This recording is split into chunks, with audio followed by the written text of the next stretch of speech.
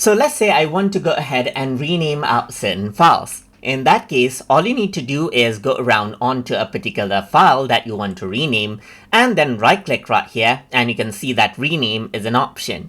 So over here I can go ahead and type in whatever I want and press the checkmark button in order to go ahead and rename out the file. Same goes for the folder as well. You can go ahead and right click and then click on rename right here just like this, and then you can go ahead and type in whatever you want. Let's say for example I'm simply going to go ahead and name it as folder and press enter. That works as well.